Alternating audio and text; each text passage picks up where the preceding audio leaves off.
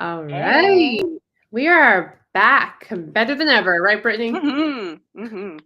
So today we are talking about chapter 9, You Don't Even Know Me, Identity and Opposition in the Classroom. Ooh, it's a big one, This is a especially big right now. I know, I was just thinking like how timely this is with all things happening in our country and the world. I also love your sound effects too, Brittany, while we're doing this. I know. Yeah, it Okay. needs sound effects. It does. Okay. So I know I have the honors of the first summary today, right? Yes. You want to Yes. start me off? Start you off. Let me grab my phone. Oh, Okay. I made the Um. mistake of not like going back over the headings within like the last 10 minutes. So we'll see how this one goes. Are you ready? I'm ready. All right. 2 minutes on the clock. 2 minute summary. Ready, set, go. All right. So in chapter 9, You Don't Even Know Me, Identity and Opposition in the Classroom, we look at why tension exists in our classrooms through a racial and ethnic lens. So the first part is where Tishalis goes over the disproportionality of discipline by student ethnicity in schools. And this is so widespread, and he gives a whole bunch of facts and data, like literally my pages are just covered in ink, just proving like this exists. Number one. Number two, we need to do something about it. And one of the things that is a faulty do something about it that was called out is the myth of oppositional cultures. And this myth is basically the theory that our minority students are going to like rebel in school or not try in school because they don't want to act white, which has been totally debunked time and time again. But yet that theory still keeps getting brought out into light as if it has any merit, which it doesn't. So instead of that, we ended up looking at how the actual issue here is a lack of cultural responsiveness in classrooms and it's our marginalization that's happening that teachers and schools are doing. And how what we need to do now is look at these problems, listen to our students' resistance, take them seriously, and look at what we can do to make our schools more equitable and to stop this ongoing racism that is proliferating our schools. And I think I should end at that, Britt. A little Okay. bit early. Okay. All right. My turn. Let's do it. Do you have your clock? Yes. I was like, I'm just waiting for you. I forgot that element. All right, hang on one second. Oh, nope, that's news. All right, 2 minutes. You ready? Yeah. Go. Okay. So in chapter 9, You Don't Even Know Me, Identity and Opposition in the Classroom, Eric Tashalis talks about different theories and research that has come about to explain the disproportionality with uh, school achievement and discipline when considering the students of the global majority versus their white counterparts. One of the theories that he talked about was the involuntary immigrants and voluntary immigrants, which I thought was really interesting because I studied involuntary immigrants, that theory, a while back, and I did find a lot of merit to it, in the sense that you would think that people who were forced to come to America, whether it was by colonization or slavery, they would naturally have, um, they would naturally oppose the institutions that try to get them to let go of their culture, to let go of their what's the um, their power in community, their celebration, their joy. Um, and he ended up talking about how that's not an accurate way to look at the marginalization and the discriminatory systems that exist. And there are other helpful ways to think about it and more accurate ways. And we're going to be talking about that today. All right. And I feel like between both of our summaries, like we covered the overarching thing. So I think I completely so. forgot to mention that. But Yeah. Well, that's why it's good that we both summarize too, because then we mhm, pull at those things that each other may have missed or forgotten, and then we add on to mhm. make it more fleshed out for our listeners. So, could you just explain the voluntary and involuntary immigrants for people Yeah. who may have not read this chapter? Yeah. So, um, involuntary immigrants are people that were forced to immigrate to America, um, Black or African, um, Hawaiian, Haitian, and Hispanic, Latino, um, Native American. And then you have voluntary immigrants, Asian, Indian, European. And the theory rests in that involuntary immigrants are going to oppose certain structures and systems because of that involuntary immigration and everything that comes with it. Where voluntary immigrants are going to embrace the systems because they came here voluntarily. So there's still a semblance of control, um, and they're more likely to embrace the culture that they're entering into and those systems that are in place. And this was I can't remember when I first read about it. I think it was in Bettina Love's um, We Want to Do More Than Just Survive. Um, and it's talked about in a bunch of texts and books and podcasts that are related to the Black experience in school. Um, but he brings up really good points in that one of the my favorite points he brought up was he referenced research that shows that the kids, especially Black students, when they are young, they embrace education. And it's proven that a high percentage of them um, value education and embrace it more than when they enter, I think it was like middle school. And Yeah, well, that that's when the marginalization starts to really take a toll. right, right. And there's another great book that talks about this. Why are all the Black kids sitting together in the Yeah. cafeteria? Um, about the experience of elementary versus middle school and high school. And I think that that is a crucial point.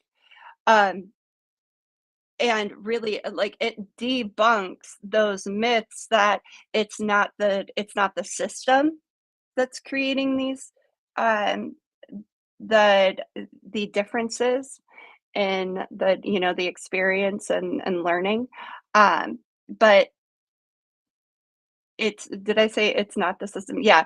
So Yeah. we have to really start considering, or not really start, we should, like, this is a this is where while I was reading this chapter and with everything that has come to light with the executive order that was issued, I believe, last night. Yeah, and um for context, today's date is January 30th, mhm. 2025. And so Trump released this executive order last night. That was something.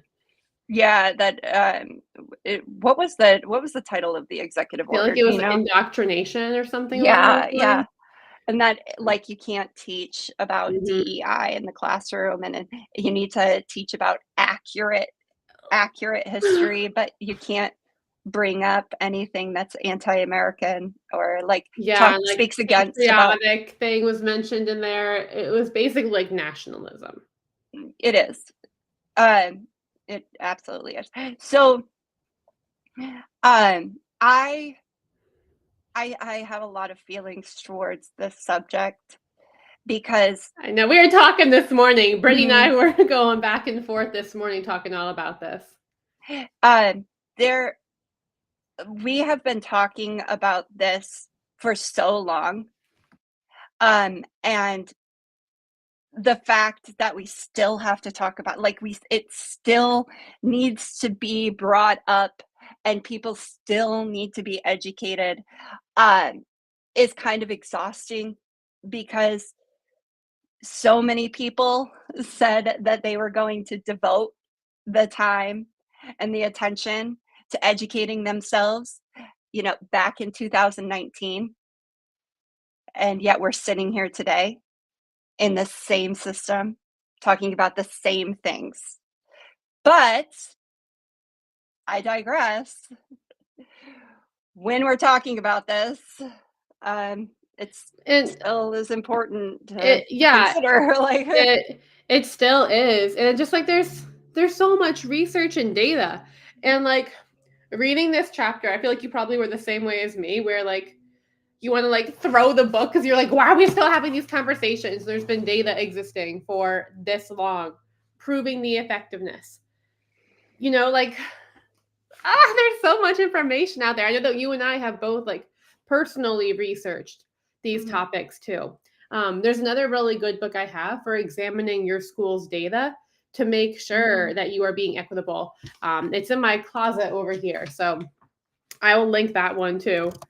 The title for this podcast. We're doing a whole bunch of things to this podcast episode notes. Yeah, which is good for Um, everybody's. but yeah, it is. But in case you are unaware that our schools have some severe disproportionate data, well, they do. It is quite alarming. Okay, I'm trying to find some of the statistics that he brought up. Okay, so here's one on page 204. So, okay, this everything we could read. Mhm. But I'm going to try to paraphrase this.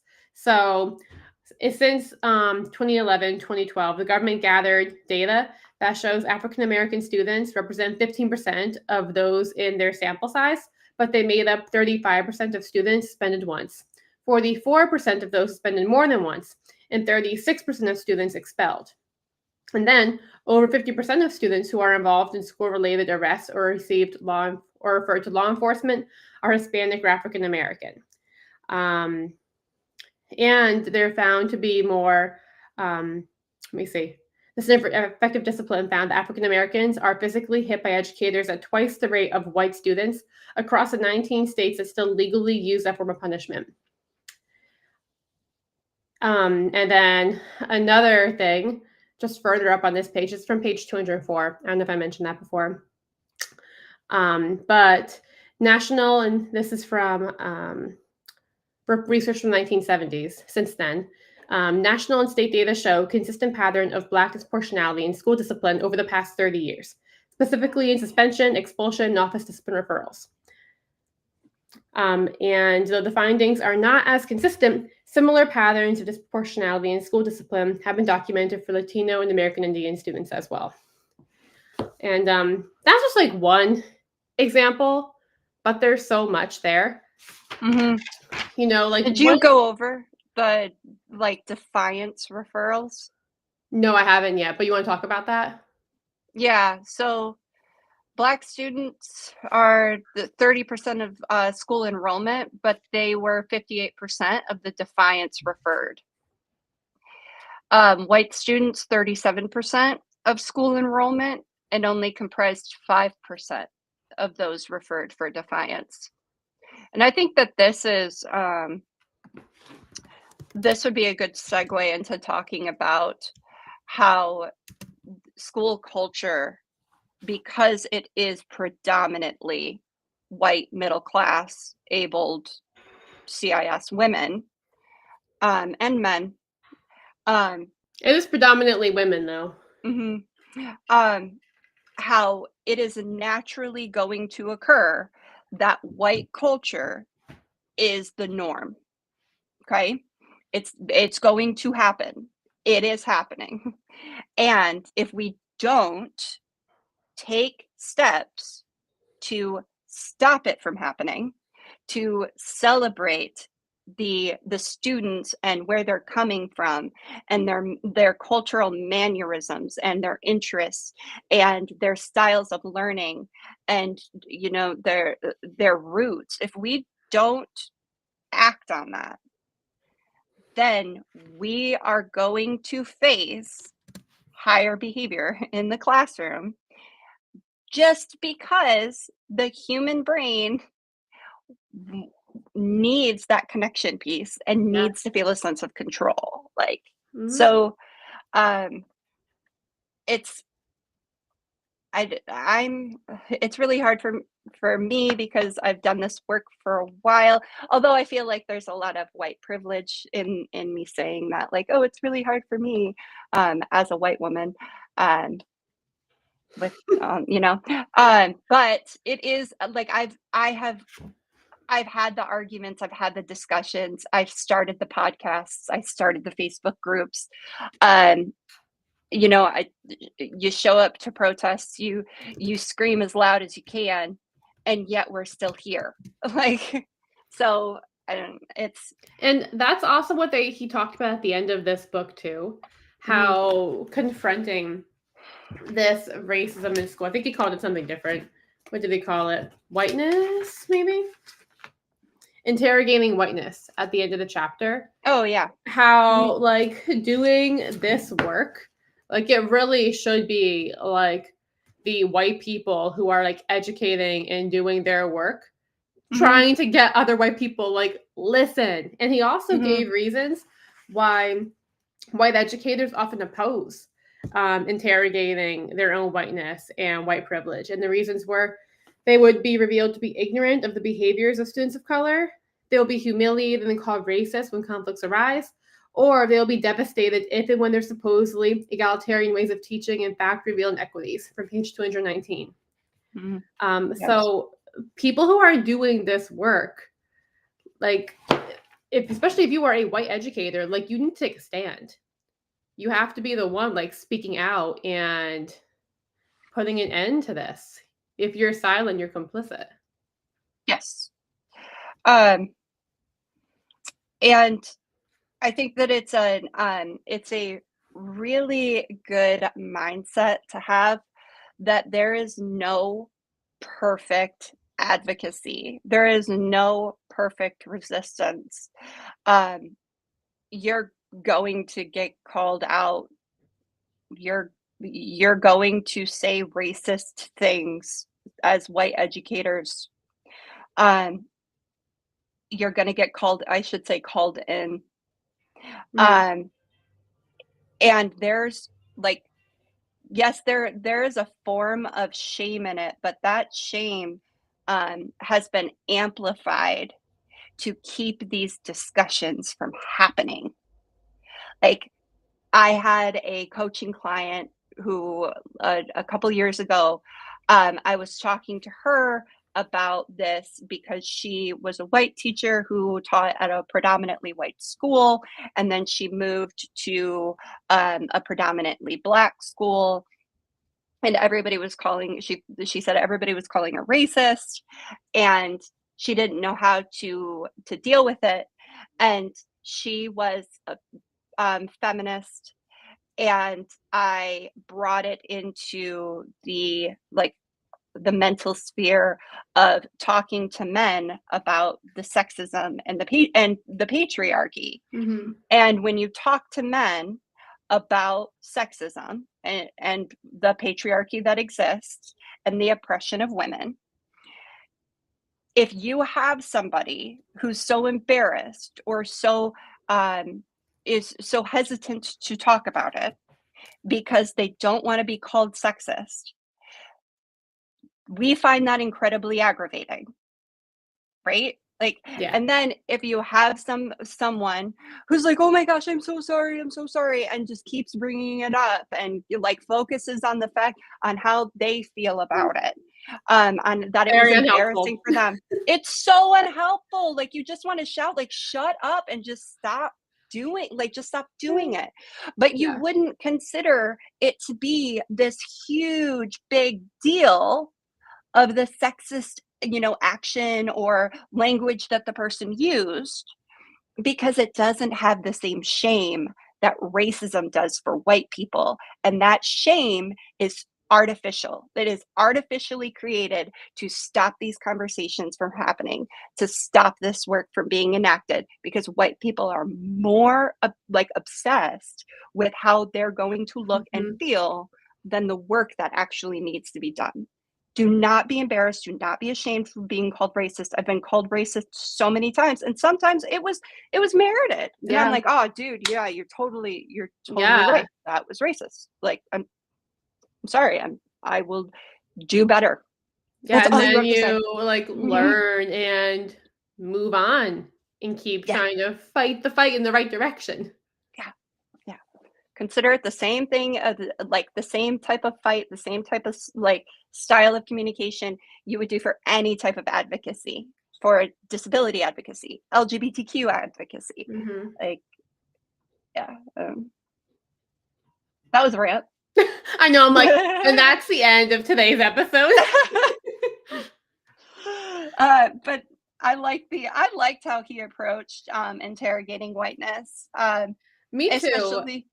Oh, go ahead. Um, Sorry. and that well, I'm gonna get us off this, so if you wanna say Mhm. something else, go for it. Oh, so unless he says, which is really, I really think that this needs to be highlighted, unless there are experts of color who are willing and Yeah, available, and by willing, like, one, they need to be paid. Two, they need to fairly. be celebrated. Not like Right. your $100 school stipend. Yeah. No, no. This work, like, it's Or, like, emotion. asking, like, the one black teacher on your team if they can talk about this. No, that is not what this Mm, is. no. Um, and I mean, that has contributed to the black flight of Mhm. teachers. Like, so unless there are experts of color who are willing and available to lead these discussions, the sessions are probably best facilitated by whites for whites. Experienced anti-racist educators who are well versed in the many ways white educators come prepared by their culture to impede, Mhm. deny, and escape interrogation of whiteness are essential in this effort. And white spaces, okay, like, this needs to be a white space conversation, because your global majority teachers are already going to know that racism exists. And it's going to be isolating and infuriating. And you can think of it like if you had an all male dominated admin team and they wanted to talk to you about sexism, and they wanted to spend an entire hour talking about how sexism and the patriarchy oppresses women. Yeah, and then the quote that the Mhm, Shaws has for that from 220, "It can be mhm, infuriating for educators of color to share their experiences of racism and exclusion, only to watch as whites shift everyone's attention to occasions in which they felt excluded or victimized by reverse racism." mhm, And, like, even before our podcast started, I was just scrolling Instagram, and every day is Juneteenth, like, one of their posts popped up. Like, mhm, just like this, like, thought process, we have to mhm, change it. mm, yeah. Um, one of the best books I've ever read about white feminism, and it's called The Trouble with White Women. Um, Kyla Schuler. It's over there. I'm trying to read the name I know, on I've been my doing that too, I'm, thing. like, trying to squint at my Yeah, bookshelf back there to, yeah. like, find different titles, but I think what we'll do, Brittany, is we should link a whole bunch of books and a whole bunch Mhm. of other Instagram accounts that people can follow. Yeah, yeah.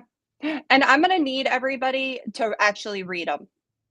because there were so many people that bought so many books in 2019, and those They books sit on collected the shelf dust. collecting dust. And now we're here with Mhm. an executive order that really doesn't make any sense.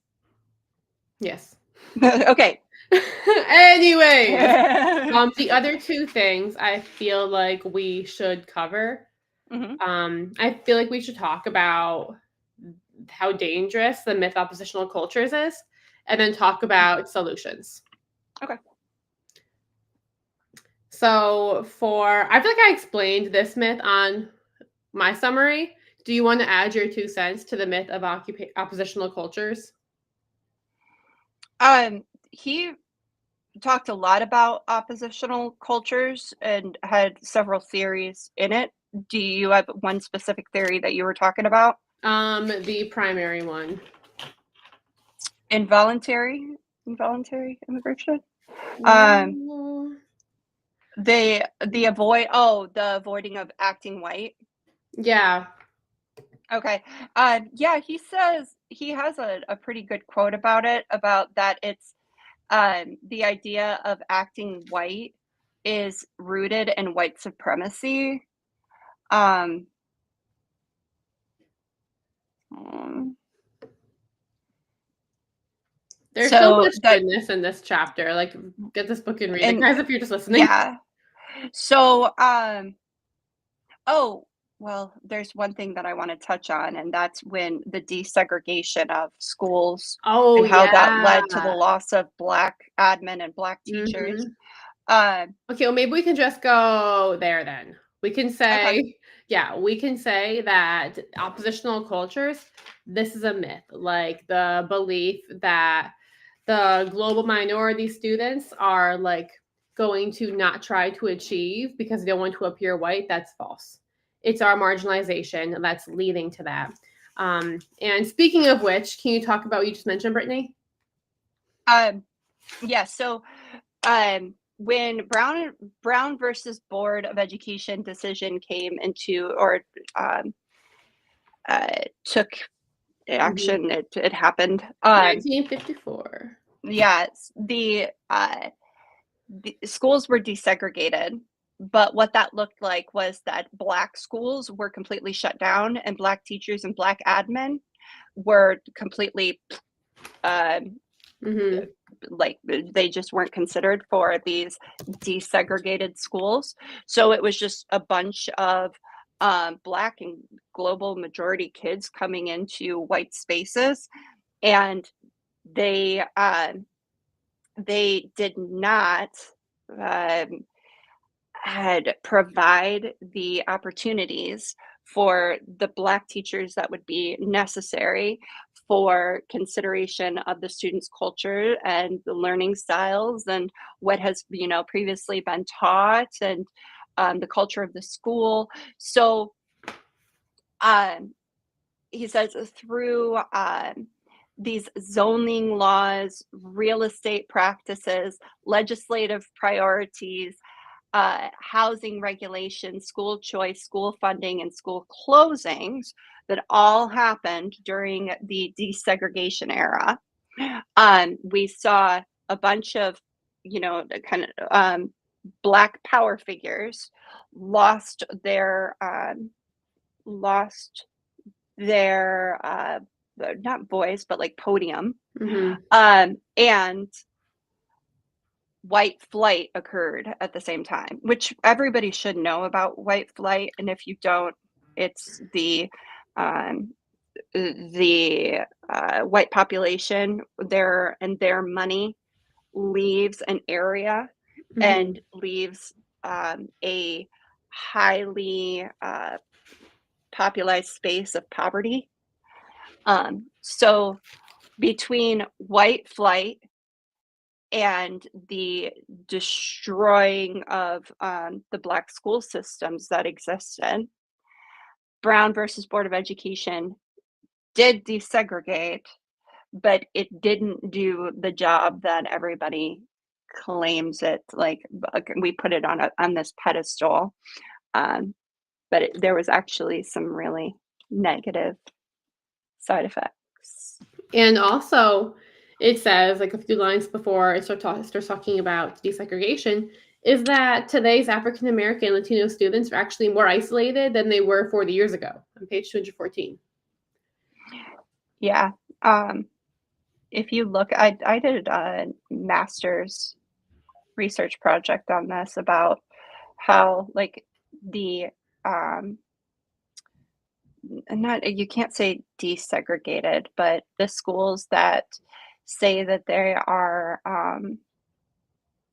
what's the word, like I don't know, mixed, like they've got Diverse. diverse, yeah, that they're diverse. They're a majority white and a small minority of the global majority. So then when you look at the schools that exist like in the urban areas, they're 99.9% global majority, Black, Latino, Asian, Hispanic, and they've got, you know, a 0.1 percentage of white students. So it's still segregated. Yeah. Still like that, guys.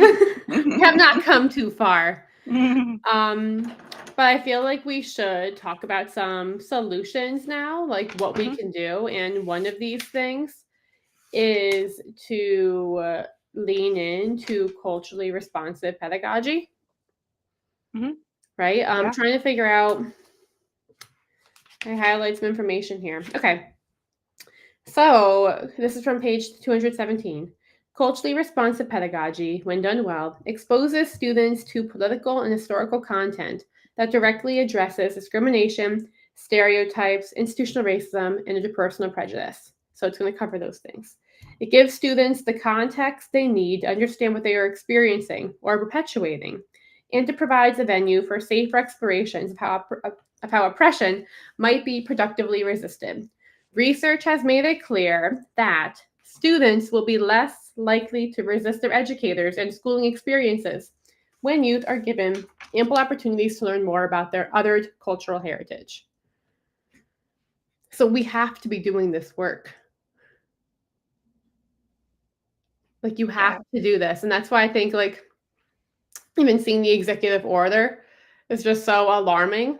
Like seeing this document coming out, like refuting the need for this. Like there's a need for this and it's real. And there's research that proves it's crucial. Cruciality is not a word, I don't think, but it's crucialness. Like cruciality should be a word. That can be our next merch piece.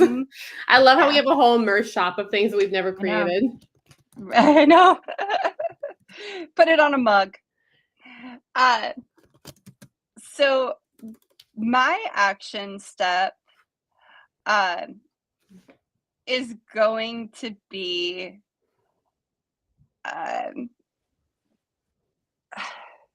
like you can read, listen, go into different spaces where you're not the majority. Celebrate differences in your classroom. That's honestly like you really celebrate the differences of the way students communicate, the way that they that they show joy, their family and culture. Have them bring something in and share it, and let it be an everybody activity, and just like provide extra space for activities like that during this time. There's rebellion in that, like, so yeah. And mine goes along with that, and it's to amplify the different cultures in your spaces and to make kids feel seen. Like even last year I did, it was our first year changing curriculums, and we taught a religion unit. And for the kids, like even doing that religion unit, like seeing their religion and like being able to connect to it and talk to that with their classmates. Like it was so awesome just like being the facilitator in that space. And you can do that in so many ways. Like let kids be themselves and amplify their cultures and how special that is. And I think one more final thing, it's to always be doing the work that we need to do to make our society more equitable and just for everybody. Yeah. I kind of want to leave on a quote. Oh, I like it. We're changing things up. Yeah, and it's on page 217. When ethnic and racial pride is viewed as something to enhance, not suppress, good things happen for global majority students. They may begin to think, I will represent my school because my school represents me. I like I that. love it. And I love how we also highlight the same things. Yeah. So let's leave you on that, guys. Another chapter in the books. Yes.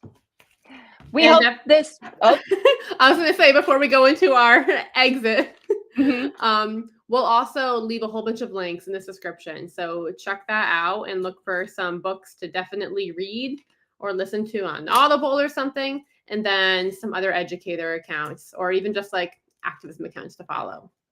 Yes. And now the sign off, Brittany. Yeah, we hope this episode left you re-energized. Girl, they're in season 2. We start with remoralized. Oh, we hope this episode leaves you remoralized and re-energized and always on your toes to see how this send-off's gonna go. Take care, everybody. Stay safe. Bye.